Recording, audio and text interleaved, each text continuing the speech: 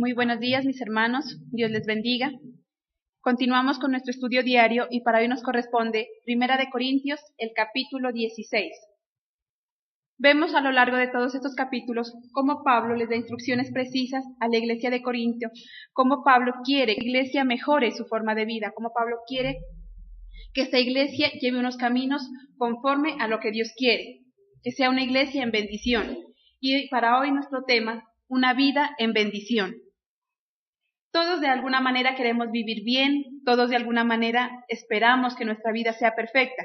Y aunque sabemos que tal vez es un poco complicado que llegue a ser perfecta, sin embargo, Dios quiere que lleguemos lo mejor posible, que lleguemos a esa excelencia. Dios quiere darnos algunas herramientas para que nuestra vida sea lo mejor que podamos vivirla.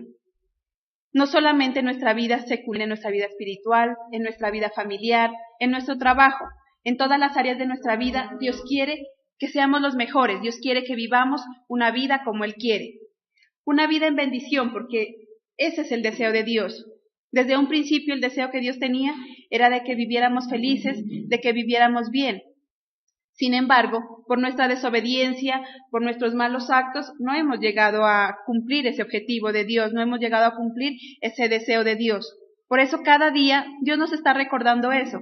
Dios nos recuerda que el deseo que Él tiene es que vivamos en bendición, pero que eso también hace parte de nuestra propia decisión. Somos nosotros los que decidimos, somos nosotros los encargados de que eso se cumpla o no. Vamos a ver algunos pasos de cómo vivir una vida en bendición. Lo primero de ellos, entonces, la organización. Pablo le estaba hablando a la iglesia de los Corintios y le hablaba que Dios es un Dios de orden y que Dios quiere que todo se lleve con orden. Que la iglesia como tal tenía que aprender a ser una iglesia organizada. Veamos en el versículo 2 de Primera de Corintios 16. Los domingos, cada uno de ustedes debe separar y guardar algo de lo que haya ganado en la semana. Así no tendrán que hacer colectas cuando yo llegue. ¿Qué está hablando Pablo ahí? Pablo está hablando de recibir esa colecta para el pueblo, de recibir esa donación para el pueblo. Sabía que era muy importante eso, pero les hace una recomendación en ese versículo 2. Les dice que cada domingo, cada uno de ustedes vaya separando lo que tenga para que al final no sea necesario esa colecta, para que al final no se convierta en carga. Dios nos está hablando ahí de que tenemos que aprender a ser organizados. ¿Y en qué consiste esa organización? Consiste en ir adecuando las cosas poco a poco hasta llegar a cumplir ese objetivo final. ¿Por qué muchas veces se nos convierten las cosas en carga? ¿O por qué muchas veces se nos convierten las cosas en difíciles de cumplir? Porque dejamos que el tiempo pase, dejamos que el tiempo se acumule y no hacemos nada. Lastimosamente, estamos acostumbrados a que si nos delegan algo, siempre esperamos al final para poder hacerlo. Siempre esperamos el último momento para hacerlo. Y muchas veces, cuando nos animamos a hacerlo ya en ese último momento, ya es tarde. O se nos convierte en algo más difícil. Dios nos habla que debemos cumplir esas cosas importantes. ¿Qué son aquellas cosas importantes? Aquellas cosas necesarias para nuestra vida. Aquellas cosas que debemos cumplir para que nuestra vida esté lo mejor posible, pero nosotros permitimos que se conviertan en urgentes cuando no hacemos esas cosas a tiempo, cuando no cumplimos las cosas que tenemos que cumplir. Pablo les estaba diciendo, miren, es importante la colecta, es importante esa ofrenda, pero para que no se les haga tan difícil, vayan haciéndolo, porque nos hemos metido en problemas, nos hemos metido, por lo que estamos diciendo, por no hacerlo poco a poco, sino por al final querer hacerlo todo de un solo momento. A nivel económico, muchas veces tenemos la oportunidad de cancelar un dinero, de cancelar alguna deuda. Tal vez tenemos la provisión, pero no lo hacemos. No, yo el próximo mes pago, yo el próximo mes lo hago. Y al final ni paga, sino que esa deuda se va haciendo cada vez más grande. Sí voy a ahorrar. ¿Quién no sabe de eso? ¿Quién no ha escuchado de la cultura del ahorro? Incluso los niños, desde muy pequeñitos, se les regala las alcancías, y dicen, no, vaya ahorrando, vaya ahorrando. Y tal vez los niños lo hacen y van metiendo las moneditas. Pero no hay esa constancia, no hay esa disciplina para ese ahorro. ¿Cuántas veces tal vez ya metiendo esas monedas en la alcancía, metiendo tal vez ese ahorro, dicen, no, lo necesito para otra cosa, y coge la alcancía, la destapa y saca ese ahorro? Entonces Dios está hablando de que esa organización consiste en cumplir las cosas paso a paso, pero también que debe haber una constancia, una disciplina, de que debemos cumplir esas cosas que Dios nos ha mandado. Muchas veces nos tenemos que pagar, por ejemplo, aquellos impuestos anuales, sea impuestos de la casa, sea impuestos del carro. Tenemos un año para cubrir esos impuestos, un año. Pero durante ese año no hicimos nada. Durante ese año nos olvidamos, nos fresqueamos y no hicimos nada.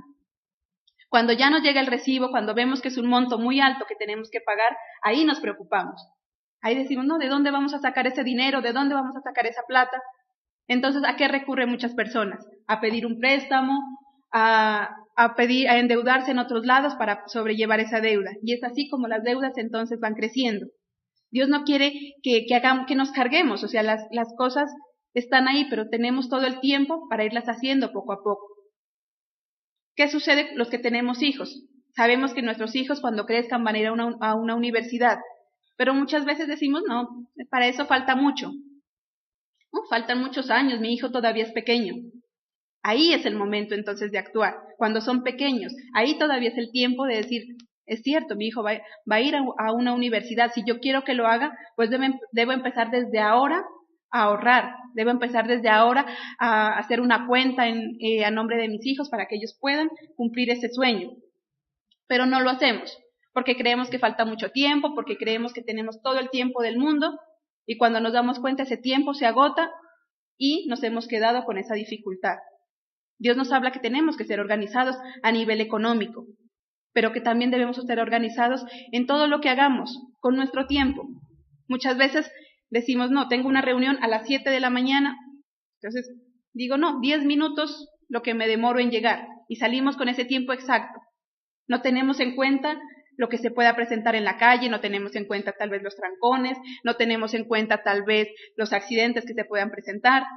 ¿Y qué sucede? Entonces, mientras vamos en la calle, afanados y desesperados, y nos angustiamos y decimos, no, es que el carro de adelante no se mueve, es que ese semáforo que no cambia, que solo están en rojo, y nos angustiamos y vivimos mal. ¿Por qué? Porque no hemos sido organizados tampoco con ese tiempo. Nos desesperamos, nos angustiamos, nos ponemos de mal genio. Si vamos en un carro empezamos a gritar mal a las demás personas, al que está al lado, al que no se mueve, al que se atravesó. Nos desquitamos con las personas que van junto con nosotros. ¿Y todo producto de qué? Producto de que no hemos podido ser organizados, no hemos podido cumplir esas cosas a tiempo. Dios quiere eso, Dios quiere que seamos organizados. Pablo les decía eso a la iglesia. Aprendan a ser organizados. Vamos a recibir esa colecta y listo, ya todos lo sabemos. Es necesario cumplir y recibir esa ofrenda, pero vamos a hacerlo poco a poco para que no se convierta en carga. Vamos a hacerlo poco a poco para que podamos todos cumplir ese objetivo sin necesidad de que se convierta en algo difícil. No permitamos que las cosas se acumulen, porque cuando permitimos que todo se acumule, nos es difícil entonces llevarlo a tiempo. ¿Cuántos estudiantes tal vez dicen, no, espero al final del semestre para estudiar? No, dicen, espero al final, pero al final del semestre, ¿qué pasa? Se acumulan todas las materias. Tiene que presentar parciales y exámenes de todas las materias. Y ahí sí se le hace difícil estudiar, porque si no estudió para una materia, ¿cuánto más difícil estudiar para 8 o 10 materias que tenga que presentar? Entonces, Dios nos dice, seamos organizados no solo a nivel económico, seamos organizados con nuestro tiempo, seamos organizados con todas las cosas y con todos nuestros deberes. Así entonces, ese es el principio de una vida en bendición. Pues como dice Magda, la organización es la base del éxito. Cualquier persona organizada tiene garantizado el éxito en lo que haga, tanto en lo espiritual como en lo secular, en la casa. Toda persona desorganizada, lastimosamente, lo único que le espera es el fracaso. Hay gente que, como dice Magda, nosotros vivimos de excusas, y la excusa nuestra ¿cuál es? Es que yo no puedo desbaratar el billete porque si lo desbarato, se me acaba. Y tiene que andar con el billete de 50 sin cambiarlo porque es verdad, lo cambió y se le fue. No es que sea malas, es que es mal administrador, es que no sabe manejar el dinero, no importa si maneje monedas, pero si es un buen administrador, igual el dinero le tiene que rendir. Entonces, como dice Magda, la organización es lo que nos va a permitir triunfar en cualquier área de nuestra vida. Amén. Esa vida en bendición que Dios quiere, entonces la arrancamos con ese punto importante, la organización, ser organizados en todo lo que nosotros hagamos, en nuestra vida familiar, secular, espiritual, en nuestra vida laboral. Segundo, algo muy importante, debemos amar lo que hacemos. Veamos, por favor, en el versículo 14. Y todo lo que hagan, háganlo con amor. Hemos visto cómo Pablo nos recalca una y otra vez de ese sentimiento tan importante, el amor. Dice, todo lo que hagan, háganlo con amor. El amor es esa fuerza que nos motiva a actuar, el amor es esa fuerza que nos motiva a hacer las cosas bien. Queremos una vida en bendición, es cierto, queremos una familia en bendición, queremos un trabajo en bendición. Tal vez somos organizados, pero también nos hace falta eso importante, el amor. Ese sentimiento que nos permite hacer las cosas con alegría, con gozo. Ese sentimiento que nos permite disfrutar lo que hacemos. Podremos tal vez ser muy organizados, podremos tal vez tener un buen plan, un buen proyecto, pero si no le metemos amor a eso, no podemos hacer nada, no nos sirve de nada. Recordémoslo, por favor, en 1 Corintios 13, versículos 2 y 3. Yo puedo tener el don de profetizar y conocer todos los secretos de Dios. También puedo tener todo el conocimiento y tener una fe que mueva montañas. Pero si no tengo amor, no soy nada. Puedo entregar todo lo que tengo para ayudar a los demás, hasta ofrecer mi cuerpo para que lo quemen. Pero si no tengo amor, eso no me sirve de nada. Vemos cómo el amor entonces nos ayuda a moverlo todo. Podremos ser los mejores organizadores, podemos ser los mejores administradores, pero si no tenemos amor, de nada sirve. Queremos una iglesia en bendición, queremos un lugar donde Dios se manifieste, donde haya esa bendición, pero si no amamos lo que hacemos, no podremos lograr nada. Tal vez podremos vivir todo el día en la iglesia, tal vez podremos estar todo el día en la congregación, tal vez podremos trabajar, pero si no lo hacemos con amor, de nada sirve. Pablo no está diciendo que sea una persona inútil, no, tal vez es una persona muy útil ante su familia, ante la sociedad, en su trabajo. Pero ¿qué dice? Pero que si hace las cosas sin amor, de nada sirve. Muchas veces como padres, como esposos o como esposas decimos, es que yo estoy cumpliendo mis deberes, yo a mis hijos les doy lo que necesitan, yo les cubro sus necesidades. Como madres decimos, yo aseo la casa, yo limpio, yo estoy haciendo todos los quehaceres de la casa. Tal vez está bien, los hace, pero ¿de qué forma los hace? ¿Los hace simplemente por obligación? ¿Lo hacemos por obligación? ¿O realmente lo hacemos por amor? Eso es lo que dice Pablo. Tal vez sí lo hacemos, no está diciendo que no. Sí, hacemos, cumplimos nuestros deberes, cumplimos lo que tenemos que hacer. ¿Pero en qué forma? ¿Qué nos motiva a hacer eso? Tal vez nos motiva una persona, tal vez alguien que nos está obligando, tal vez alguien que nos está llamando a recordar, o realmente lo hacemos por amor. Cuando hacemos por amor las cosas, no estamos esperando que nadie nos recuerde. Cuando hacemos las cosas por amor, no estamos esperando que nadie nos llame la atención, ni que nadie nos obligue. Eso es hacer las cosas bien. Una vida en bendición, cuando hacemos las cosas por amor, cuando yo me deleito en lo que estoy haciendo, cuando yo me gozo en eso que estoy haciendo. Si tengo un trabajo, tal vez sea la profesión que yo estudié o tal vez no lo sea, pero cuando yo disfruto eso que hago, cuando voy a mi trabajo, lo hago con alegría, con gozo, cuando busco que todas las cosas salgan bien. Entonces llegamos a ser buenos trabajadores. Esa es la diferencia entre un buen trabajador y un mal trabajador. Esa diferencia radica en que tal vez los dos cumplen sus deberes, sí, tal vez los dos hacen lo que tienen que hacer, pero aquella persona que lo hace con amor, lo hace más allá, lo hace más allá de lo que le ordenan. No está esperando a que le ordenen, mejor dicho. Ya sabe lo que tiene que hacer y lo hace, y se goza, y motiva a otros a hacerlo, y eso es lo que Dios quiere. En nuestra familia igual, si queremos nosotros que nuestros hijos sigan ese camino de Dios, si queremos que nuestros hijos crezcan en ese camino de Dios, pues debemos motivarlos. ¿Y cómo lo hacemos? Cuando lo hacemos nosotros con amor, cuando ellos ven en nosotros ese amor, cuando ellos ven que hacemos las cosas con alegría, que tal vez venimos al culto y lo hacemos con gozo, no porque nos regañen, no porque nos obliguen, sino porque de verdad nos gusta, porque de verdad sentimos ese sentimiento bonito, de decir, qué rico, me voy a la iglesia, me voy a congregar, voy a hacer esto. Que se saque de nuestro vocabulario, tengo que hacerlo, porque ese es el mayor problema. Cuando decimos, me toca ir, cuando decimos, me toca servir, cuando decimos, me toca trabajar, me toca comprar las cosas para la casa, me toca hacer el oficio. Ese es el mayor problema, cuando decimos me toca, porque lo vemos como una obligación. Pero cuando decimos yo lo hago, yo quiero hacerlo, me gozo haciéndolo, eso nos permite entonces tener una vida de bendición, una vida feliz. No importan las dificultades, no importan los problemas, no importa lo que se presente. Yo hago las cosas porque me gozo, porque me deleito y porque quiero que también las demás personas las hagan tal cual como yo las estoy haciendo. Como dice Magda, la palabra de Dios dice que aquel que hace tan solo lo que le toca es que es inútil. ¿Y por qué inútil? Porque, como dice Magda, simplemente hace lo que le toca, cumple con su obligación, mas no da más que ese amor. Cuando yo amo lo que hago, no solamente hago lo que me toca, sino más de lo que me toca.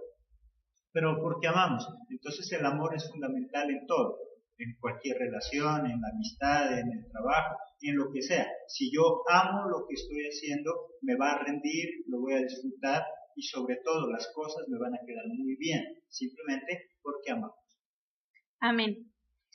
Como tercer punto, debemos tener cordialidad y amabilidad. ¿Por qué vivimos a veces mal? ¿Por qué vivimos una familia destruida, un hogar destruido? Porque se han perdido aquellos valores. Poco a poco se han ido perdiendo esos valores esenciales en nuestra vida. Veamos en el versículo 10 y versículo 12, del 10 al 12.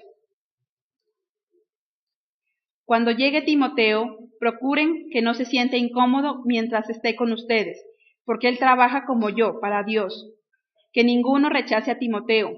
Ayúdenlo a continuar su viaje en paz y a poder llegar hasta donde estoy yo. Aquí estoy esperándolo junto con los otros hermanos.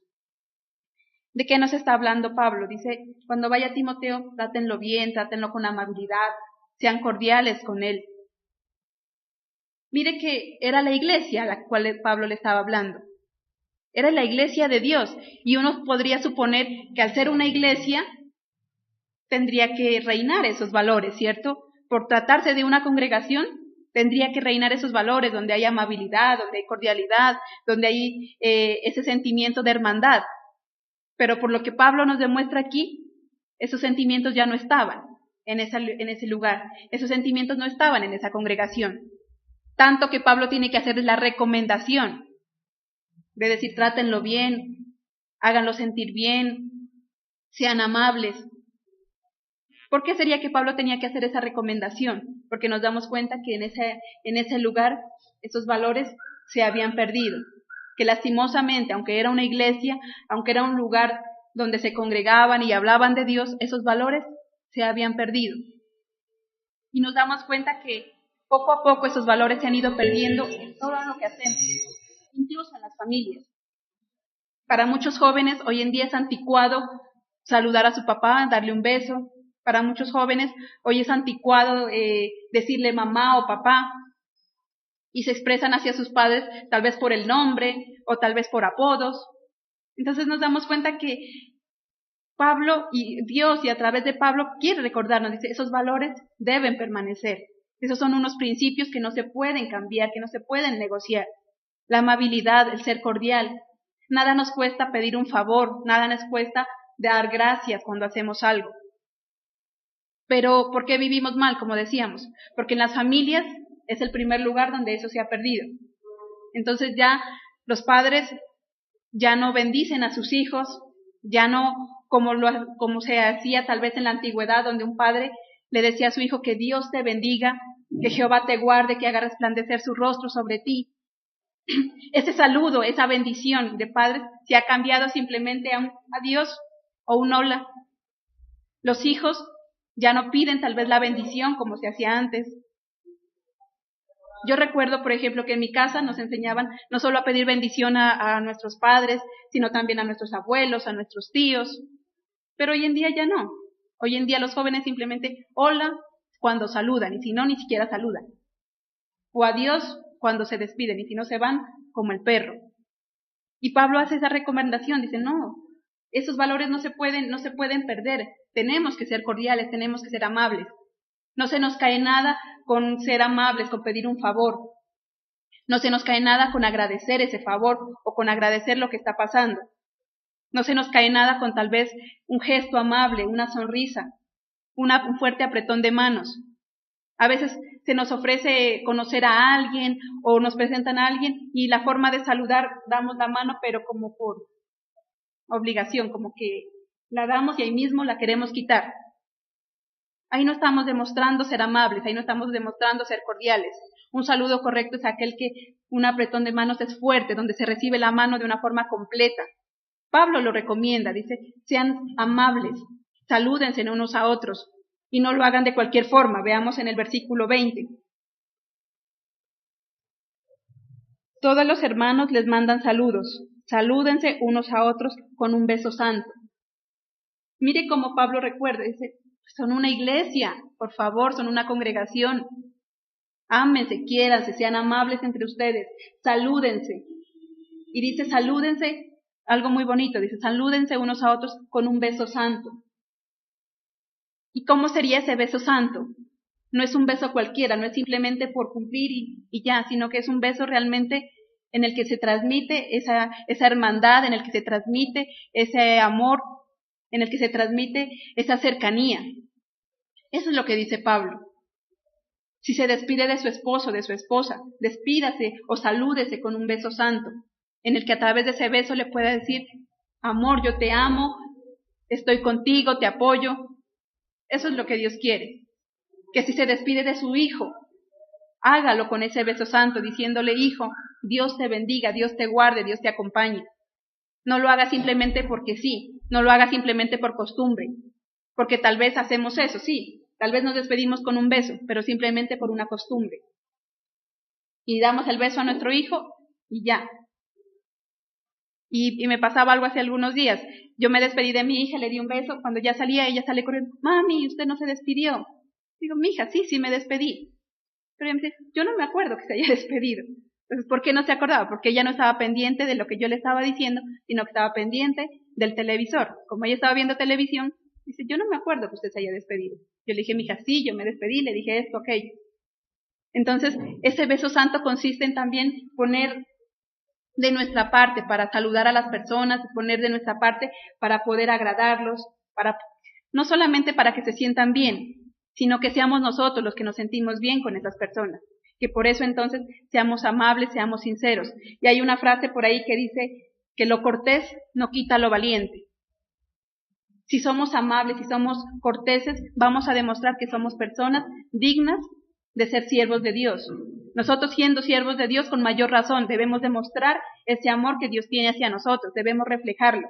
Y eso lo hacemos cuando actuamos bien, eso lo hacemos cuando ante las demás personas nos presentamos con una cara amable, nos presentamos con una cara agradable.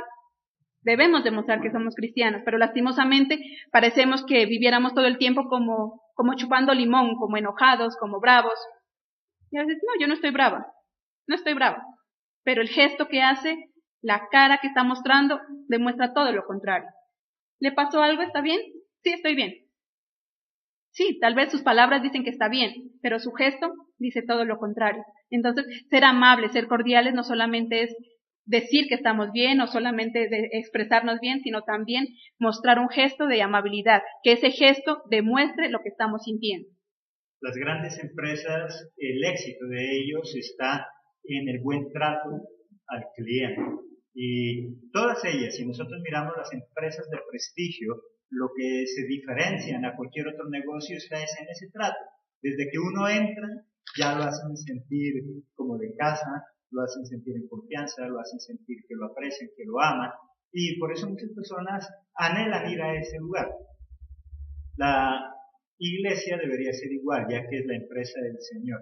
¿Cómo recibimos a los hermanos? Eso es lo que se ha preocupado Pablo. Cuando viene alguien nuevo, ¿cómo lo recibimos los que ya somos de la iglesia, los que somos de la casa? Si lo hacemos sentir importante, si le damos esa bienvenida de manera efusiva, nos sentamos junto a él, le prestamos nuestra Biblia, o ni siquiera nos damos cuenta de que alguien llegó. A eso se refiere también él. Seamos amables en la casa, en la calle y sobre todo en la iglesia. Amén. Y casualmente en estos días miraba un artículo acerca de una congregación cristiana que invitó a un pastor muy importante para su predicación. Pero este pastor no llegó como llegaría tal vez cualquier pastor, sino que se disfrazó de mendigo. Y llegó a la congregación disfrazado de mendigo. Y nadie, absolutamente nadie, le hizo caso, nadie lo saludó, nadie se preocupó por él. Todo el mundo muy elegante, tal vez todo el mundo muy bien presentado en la congregación, se saludaban unos a otros entre sí, pero aquel mendigo nadie le hacía caso. Todos ansiosos esperaban este pastor, un pastor muy importante, todos aquellos esperaban que llegara una persona muy elegante. Nunca imaginaron que iba a ser disfrazado de mendigo. Y cuando él entonces se levanta ante el pueblo, cuando él se para en el púlpito y empieza a decir quién es, todos se asombran, todos se asustan. Ha sido el pastor. Si yo hubiera sabido. Pero Dios no quiere que hagamos las cosas solamente cuando las sepamos, sino que las hagamos de corazón.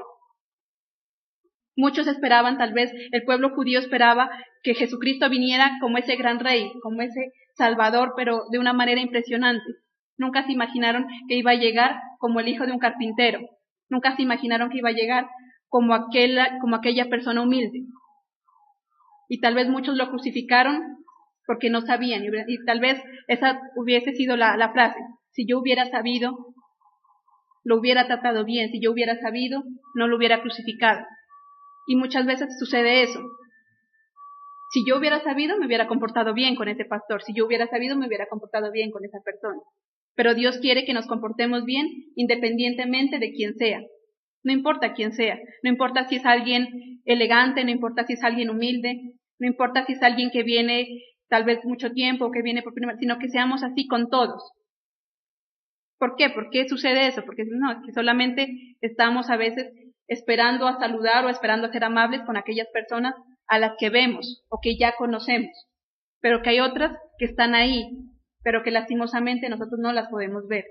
¿Cuántos hermanos tal vez vienen a la congregación ya hace mucho tiempo y tal vez ni siquiera los conocemos?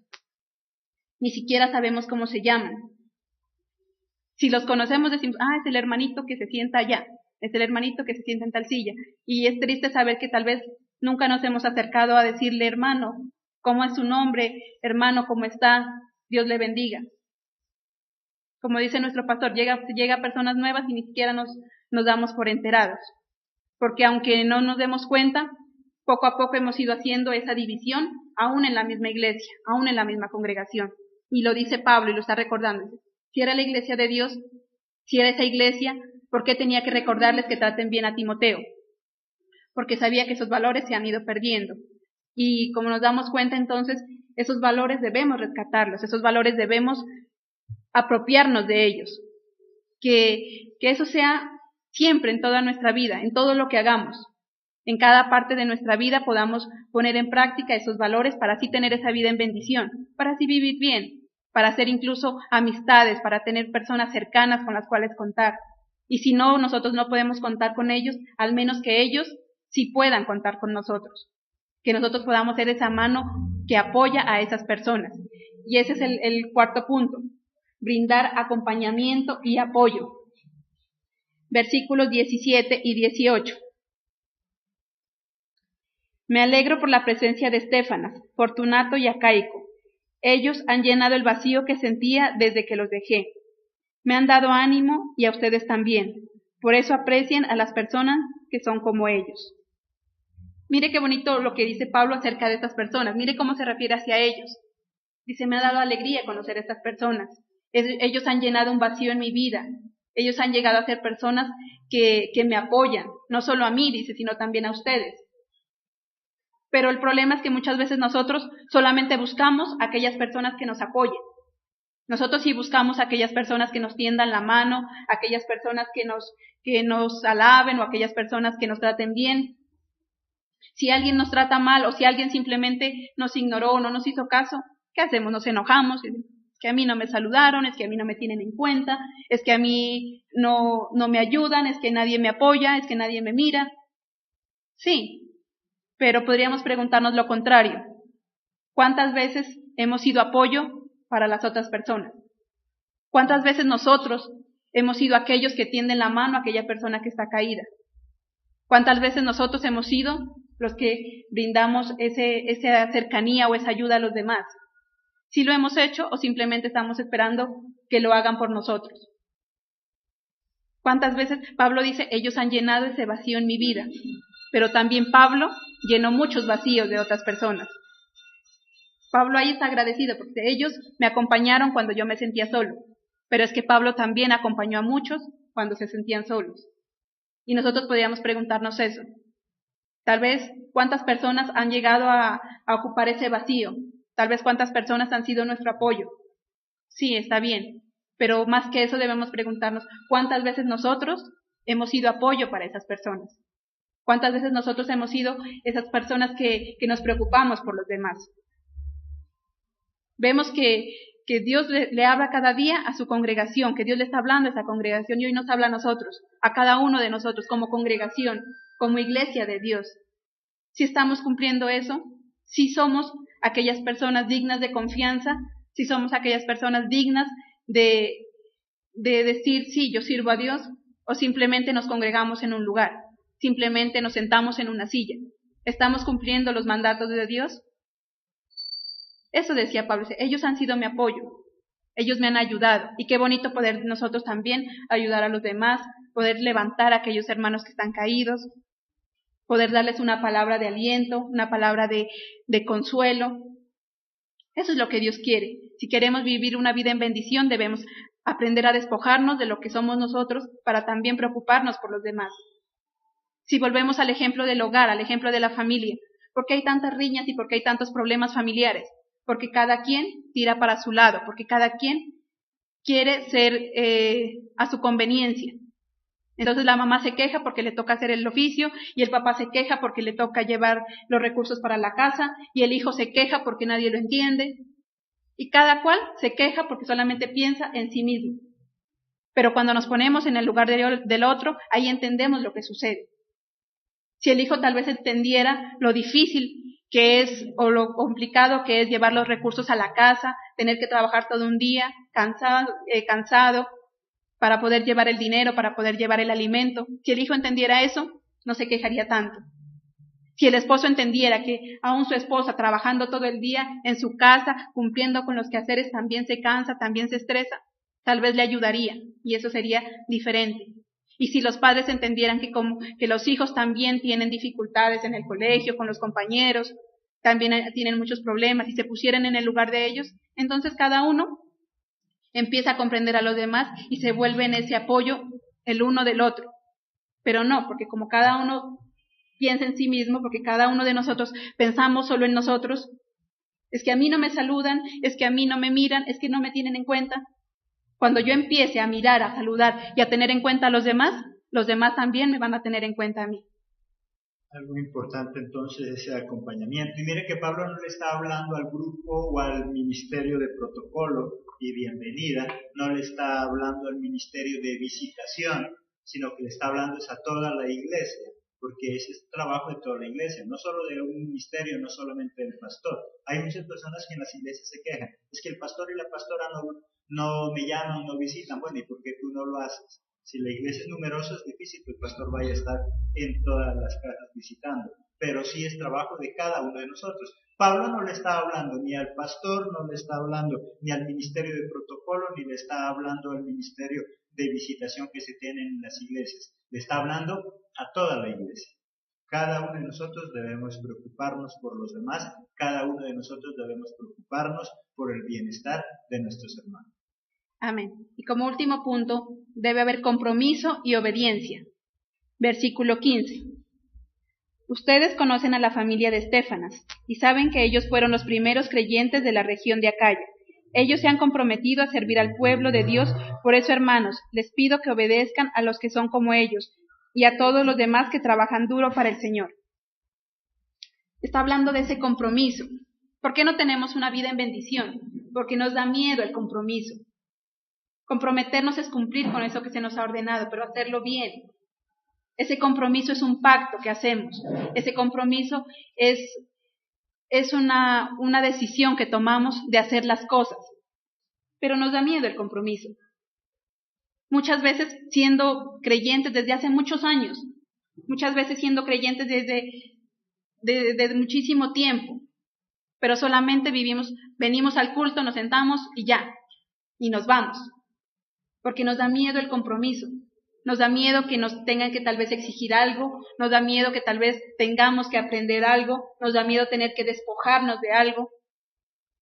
¿Por qué nos da miedo el compromiso? Porque preferimos la comodidad. Entonces, aún en la iglesia cristiana, aún siendo siervos de Dios, decimos, no, yo no me comprometo. ¿O qué dicen en la calle, en las ventas? Mírelo, dice, sin compromiso. ¿Qué significa eso? Usted puede ir, tocar, mirar y no va a comprar nada. En la iglesia sucede lo mismo. Venimos, nos sentamos y sin compromiso. Venimos, nos sentamos en una silla, venimos al culto, nos vamos, al domingo siguiente venimos, nos vamos, no nos damos ni por enterados de lo que sucede, no nos damos ni por enterados de lo que está pasando, de las necesidades que hay. ¿Por qué? Porque decimos, no, sin compromiso. Vemos cómo entonces esa falta de compromiso no nos permite hacer las cosas, esa falta de compromiso nos impide tener una vida en bendición. Incluso hogares, ¿cuántas familias enteras llevan tal vez viviendo juntos durante muchos años? Y cuando alguien les habla de matrimonio, de casarse, no, dices que mejor así, porque para no comprometernos tanto. Llevan años viviendo juntos, con hijos tal vez ya jóvenes. Dicen no, que prefieren vivir así para no comprometerse. ¿Qué más compromiso de ahí? ¿Qué más compromiso que compartir una vida entera con esa persona? ¿Qué más compromiso que vivir una entera en una iglesia? Eso es lo que Dios quiere, que si ya vivimos, entonces, esa vida entera con esa persona, pues que nos comprometamos a hacer las cosas, que tengamos ese pacto, que podamos cumplir esa decisión de hacer las cosas. De nada sirve entonces, igualmente, llevamos años en la vida cristiana. ¿Y por qué no sirve, hermano? No, es que no me quiero comprometer. No, es que estamos igual, sin compromiso, viendo, mirando, tocando y dejando a un lado. Entonces Dios no quiere eso, Dios quiere una vida en bendición, es aquella persona que es capaz de comprometerse, que es capaz de tomar esa decisión y cumplir ese pacto, de hacer las cosas bien. ¿Cuántas personas que tal vez trabajamos durante muchos años en una empresa o algo, pero no, yo no me comprometo, allá los jefes, allá los empresarios. No, el compromiso debe ser de todos. El compromiso debe ser que cada uno de nosotros pongamos esa parte, cada uno de nosotros podamos cumplir esas cosas. Y obedecer también. ¿Por qué nos da miedo el compromiso? Porque no queremos obedecer a nadie. ¿Por qué nos da miedo comprometernos a algo? Porque nos da miedo obedecer, nos da susto que tener que presentar cuentas. No queremos dejar la comodidad. Y Dios nos habla, dice, si queremos una vida en bendición, tenemos que aprender a comprometernos y tenemos que aprender a obedecer. Entonces, una institución cualquiera que sea, crece a medida que hay personas comprometidas. Las instituciones prósperas son aquellas que han sido bendecidas con personal dispuesto a comprometerse, con personal, como dice Magda, a dejar la comodidad para incomodarse por ello. Mientras nosotros seamos esas personas que nos gustan darnos por las ramas, difícilmente vamos a contribuir para que algo crezca. Las personas que se van por las ramas, toca esperarlas y por lo general entonces ellas ¿qué hacen? ¿Producen éxito en una empresa? No, antes por lo contrario, detienen, porque toca estarlas esperando. Como dice Magda también, las personas de compromiso son aquellas personas que les gusta rendirle cuentas a alguien, personas que les gusta que se les exija, personas que quieren avanzar. Pero sin compromiso, ni en la casa, ni en la empresa, ni en la sociedad, ni en la iglesia, en ninguna parte vamos a contribuir para que algo crezca. Amén. Entonces nos damos cuenta cómo Dios quiere que vivamos bien, Dios quiere que tengamos esa vida en bendición, en nuestra familia, en nuestro trabajo, en nuestra congregación, pero que no es de cualquier forma, que tenemos que aprender a ser personas organizadas, que tenemos que aprender a amar lo que hacemos, ser amables, ser cordiales, que tenemos que ser personas dispuestas a apoyar y brindar una mano de confianza a los que lo necesitan, que debemos ser personas de compromiso. Cuando cumplimos estos pasos, entendemos entonces que Dios lo que ha prometido, Él lo cumple. Cuando cumplimos esos pasos nos damos cuenta que no se queda simplemente en la Biblia, que no se queda simplemente en un libro que Dios dejó, sino que es algo práctico y que lo podemos aplicar a nuestra propia vida. Pero cuando lo entendemos, cuando queremos que eso se haga realidad en nosotros, pero es nuestra decisión. Dios no nos obliga absolutamente a nada. Pablo no estaba obligando a la iglesia a hacer nada. Él simplemente les hacía recomendaciones. Él simplemente les daba pautas para seguir. Ya depende de cada quien si sigue esas pautas o no las sigue. Con la diferencia de que aquellas personas que tomamos esa decisión de seguirlas, vamos a poder disfrutar de esa vida en bendición que Dios nos ofrece. Vamos a poder disfrutar de una familia en bendición. Vamos a poder disfrutar de momentos agradables. Y vamos a poder cumplir ese deseo que Dios tiene, que es de que todo el mundo se salve. Solamente cuando entendemos que todo hace parte de nosotros, cuando entendemos que somos nosotros los que tenemos que dar ese primer paso. Dios dio ese primer paso para reconciliarnos con Él. Dios dio ese primer paso para que nosotros nos acercáramos a Él. Ahora es tiempo de que seamos nosotros los que damos ese primer paso para poder vivir esa vida en bendición. Amén.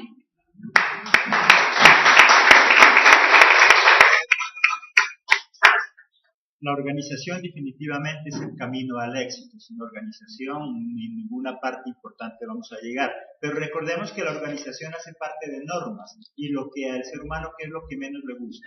Las normas. Hoy el joven mediocre acuña frases en las cuales se estimula a vivir en libertad. Es que yo soy libre. Libre no, desorganizado, que es diferente. Libre no, una persona en rebeldía pasiva. Lo más preocupante y lo que más daña a las familias y a las instituciones son las personas rebeldes pasivos. Hay rebeldes que no son pasivos. Si yo ya sé que él tira la piedra, yo me cuido de él. Hay otros pasivos que no hablan ni para ellos, pero hacen un daño porque por debajo a todo el mundo ponen en contra. A todo el mundo en contra. Calladito, de manera disimulada, ponen en contra a los demás. Esas personas son personas que no les gusta la organización, no les gustan las normas y por lo tanto su vida siempre será de fracaso. Y alguien podrá decir, pero en mi casa no somos fracasados, pero no por ti, por tu papá que tiene suerte y gana dinero. Si no fuera por esa suerte y no tuviera ese dinero, o si no fuera por esa casualidad y no tuviera ese dinero, estaríamos hablando de personas de éxito. Muy probablemente estaríamos hablando de personas fracasadas. A veces nosotros confundimos. Dios es bueno y de alguna u otra manera nos provee de algunas cosas. Y muchos cuentan con la bendición, pero no porque se la hayan ganado, sino porque Dios se la ha regalado. Y su vida es una vida de desorden, es una vida de desorganización. Si quieres triunfar en la vida, entonces aprende a ser organizado. Esa es la única forma que tenemos para prosperar. Los esperamos en nuestra próxima emisión el día de mañana, si Dios lo quiere, en nuestro devocional. Recuerda que la palabra quiere es formar nuestras vidas para que seamos personas de excelencia. Dios los bendiga. Hasta la próxima emisión. Ustedes deben separar y guardar algo de lo que haya ganado en la semana. Así no tendrán que hacer colectas cuando yo llegue. ¿Qué está hablando Pablo ahí? Pablo está hablando de recibir esa colecta para el pueblo, de recibir esa donación para el pueblo. Sabía que era muy importante eso, pero les hace una recomendación en ese versículo 2. Les dice que cada domingo, cada uno de ustedes vaya separando lo que tenga para que al final no sea necesario esa colecta, para que al final no se convierta en carga. Dios nos está hablando ahí de que tenemos que aprender a ser organizados. ¿Y en qué consiste esa organización? Consiste en ir adecuando las cosas poco a poco hasta llegar a cumplir ese objetivo final. ¿Por qué muchas veces se nos convierten las cosas en carga? ¿O por qué muchas veces se nos convierten las cosas en difíciles de cumplir? Porque dejamos que el tiempo pase, dejamos que el tiempo se acumule y no hacemos nada. Lastimosamente, estamos acostumbrados a que si nos delegan algo, siempre esperamos al final para poder hacerlo. Siempre esperamos el último momento para hacerlo. Y muchas veces, cuando que vivamos una vida como Él quiere. Una vida en bendición, porque ese es el deseo de Dios. Desde un principio el deseo que Dios tenía era de que viviéramos felices, de que viviéramos bien. Sin embargo, por nuestra desobediencia, por nuestros malos actos, no hemos llegado a cumplir ese objetivo de Dios, no hemos llegado a cumplir ese deseo de Dios. Por eso cada día Dios nos está recordando eso. Dios nos recuerda que el deseo que Él tiene es que vivamos en bendición, pero que eso también hace parte de nuestra propia decisión. Somos nosotros los que decidimos, somos nosotros los encargados de que eso se cumpla o no. Vamos a ver algunos pasos de cómo vivir una vida en bendición. Lo primero de ellos, entonces, la organización. Pablo le estaba hablando a la iglesia de los Corintios y le hablaba que Dios es un Dios de orden y que Dios quiere que todo se lleve con orden, que la iglesia como tal tenía que aprender a ser una iglesia organizada. Veamos en el versículo 2 de 1 de Corintios 16. Los domingos, cada uno de nosotros nos animamos a hacerlo, ya en este último momento, ya es tarde, o se nos convierte en algo más difícil. Dios nos habla que debemos cumplir esas cosas importantes.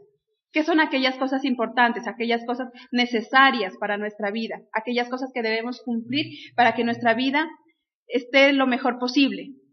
Pero nosotros permitimos que se conviertan en urgentes cuando no hacemos esas cosas a tiempo, cuando no cumplimos las cosas que tenemos que cumplir.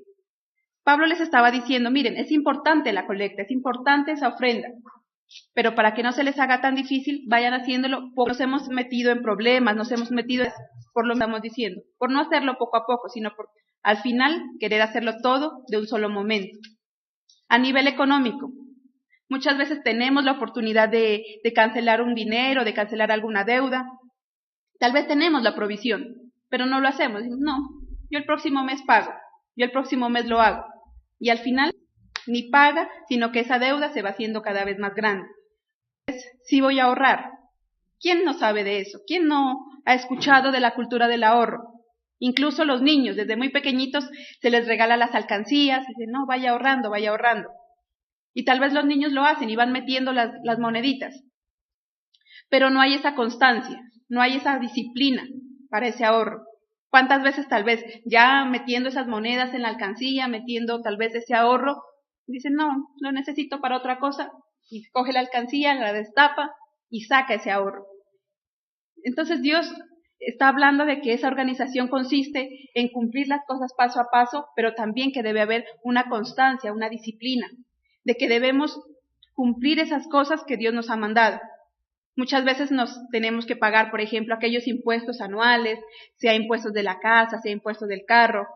Tenemos un año para cubrir esos impuestos, un año. Pero durante ese año no hicimos nada. Durante ese año nos olvidamos, nos fresqueamos y no hicimos nada. Cuando ya nos llega el recibo, cuando vemos que es un monto muy alto que tenemos que... Muy buenos días, mis hermanos. Dios les bendiga. Continuamos con nuestro estudio diario y para hoy nos corresponde 1 de Corintios, el capítulo 16. Vemos a lo largo de todos estos capítulos cómo Pablo les da instrucciones precisas a la iglesia de Corintio, cómo Pablo quiere que la iglesia mejore su forma de vida, cómo Pablo quiere que esta iglesia lleve unos caminos conforme a lo que Dios quiere, que sea una iglesia en bendición. Y para hoy nuestro tema, una vida en bendición. Todos de alguna manera queremos vivir bien, todos de alguna manera esperamos que nuestra vida sea perfecta. Y aunque sabemos que tal vez es un poco complicado que llegue a ser perfecta, sin embargo, Dios quiere que lleguemos lo mejor posible, que lleguemos a esa excelencia. Dios quiere darnos algunas herramientas para que nuestra vida sea lo mejor que podamos vivirla. No solamente en nuestra vida secular, en nuestra vida espiritual, en nuestra vida familiar, en nuestro trabajo. En todas las áreas de nuestra vida, Dios quiere que seamos los mejores. Dios quiere